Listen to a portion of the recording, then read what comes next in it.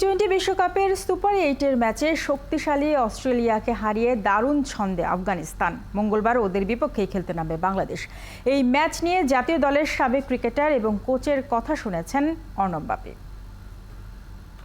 আমরা যে অবস্থায় দাঁড়িয়ে থাকি, পজিটিভলি মাঠে যাওয়াটা খুব ইম্পর্টেন্ট। সেটা প্রিভিয়াস ম্যাচে জয় হোক অথবা পরাজয় আসুক, সেটা আসলে ইররিলেভেন্ট। এখনো পর্যন্ত এই বিশ্বকাপে আফগানিস্তান যে ক্রিকেটটা খেলেছে, বাংলাদেশের সঙ্গে এই ম্যাচটা অন্তত কি মনে হচ্ছে?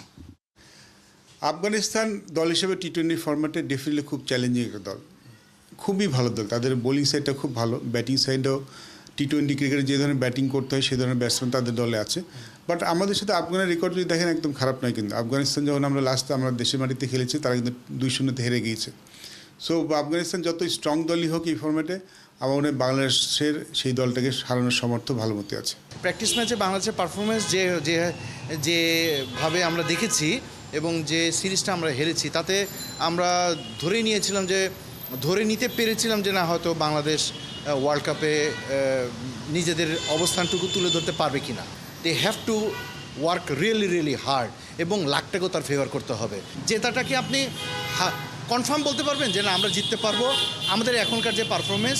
এই জন্য বললাম যে পার্টিকুলার উইকেটের ধরন এবং আমাদের অ্যাপ্রোচ কতটুকু পজিটিভ হবে সেটার উপর অনেক কিছু নির্ভর করছে। আফগানিস্তানের বোলিং ইউনিট সবসময় ভালো, তাদের ব্যাটিংয়ের চেয়ে বোলিং ইউনিটটা ভালো।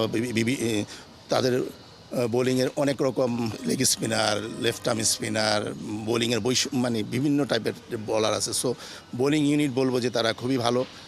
ব্যাটিং যদি 2-1 জন উপরের দিকে ব্যাটিং না করলে তারা কখনো ওই রকম শো করতে পারেনি।